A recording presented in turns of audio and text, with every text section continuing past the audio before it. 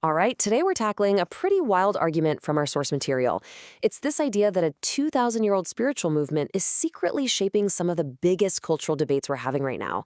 I know, it's a bold claim, so let's just jump right into it. So here it is, the big question our source wants us to chew on. What if an ancient idea, this thing called Gnosticism, is actually the hidden blueprint for how a lot of us think about truth, our bodies, and even our politics? It's a really provocative thought, and it's the engine behind this whole explainer. Okay, so let's get to the core thesis. The main argument here is that many modern ideologies, they aren't really new. The source claims they're basically a revival, you could almost say a rebranding of this very old belief system. Now, to really get a handle on this argument, we have to go back to the beginning. We need to understand the ancient idea first, so before we look at the modern parallels the source is drawing, we've got to define our key term, Gnosticism. So, what was ancient Gnosticism anyway? Let's spend a minute just breaking down this historical concept, because it's the foundation for everything else we're going to talk about. At its heart, Gnosticism is really built on two huge ideas. First, salvation doesn't come from faith or good deeds. It comes from gnosis. That's a Greek word for a special, secret kind of knowledge. And second, there's this massive divide. The spiritual world is good, pure, the real deal. But the physical world, our bodies, that's all corrupt, flawed, maybe even a prison. And this slide just lays out the four pillars of that worldview perfectly. 1. Truth isn't something objective, out there in the world. It's something you find inside yourself. 2. Your body, it's just a shell, a cage for your true spiritual self. 3. Any outside authority, especially some creator god, is seen as an oppressor holding you down. And 4. The only way to get free is to unlock that secret knowledge. Now really lock these 4 points in your brain, because this is where things get interesting. All right, now for the main event. The source claims those ancient ideas never really went away. They just changed their clothes and showed up in the 21st century. And this table here maps it all out.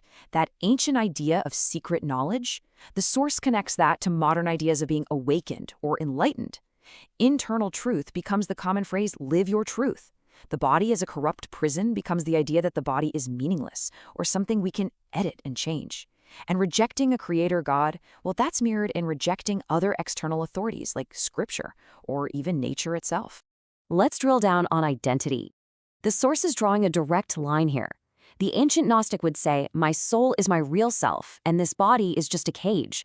The modern version, according to this argument, is, my internal feelings define who I am, and my biology can actually be an oppressive construct getting in the way of that. The source then takes this idea and applies it to politics. So ancient Gnostics tossed out the idea of a fixed moral order. The argument is that this mirrors a modern view of, say, the Constitution as a living document, something that should change with the times instead of having a fixed, original meaning. It makes law feel a lot more fluid, not so absolute. And in technology? Well, here, the source argues the connection is even more obvious. You know that ancient desire to escape the limits of the body and become something more?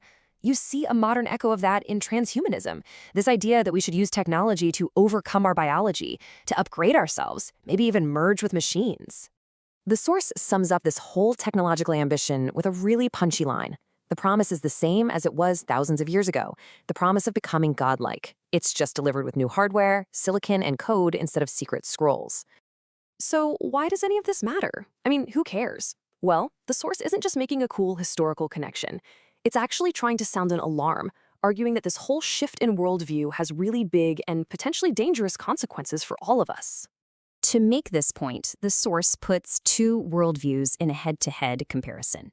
On one side, you have a reality where truth is objective and external, your body has a purpose, and law is a necessary tool. On the other side, you have the Gnostic view, where truth is personal and internal, the body is disposable, and law is just oppression. And the key point here is that these are presented as two totally incompatible operating systems for reality. And right here, the source lays out what it sees as a kind of domino effect. It starts when society decides truth is subjective, that it's just a personal feeling. Well, if that happens, the whole foundation for objective law crumbles. And if there's no objective law, then rights aren't something you're born with. They're just privileges the government can give or take away. And in a world without truth, what's left to settle arguments? Just one thing: raw power. To back this up, the source brings in quotes from founders like John Adams. The argument is that the American system of government was designed with a specific set of assumptions in mind, things like objective truth and a fixed human nature. And these are the very assumptions that this modern Gnosticism, as the source calls it, rejects. Okay, let's bring it all home and boil this entire argument down to its absolute essence. What's the final takeaway? If you remember just one thing, make it this one-sentence definition from the source. Modern Gnosticism is the belief that you can define your own reality. You can create your own identity from scratch, and you can save yourself, either through special knowledge or just by taking power. That's the whole thesis in a nutshell. And that brings us to our final question for you. Now, whether you totally agree with the source's argument or not, you have to admit it's a pretty powerful framework for looking at the world. So how does seeing today's debates through this ancient Gnostic lens, how does that change the way you understand what's going on all around us? Definitely something to think about.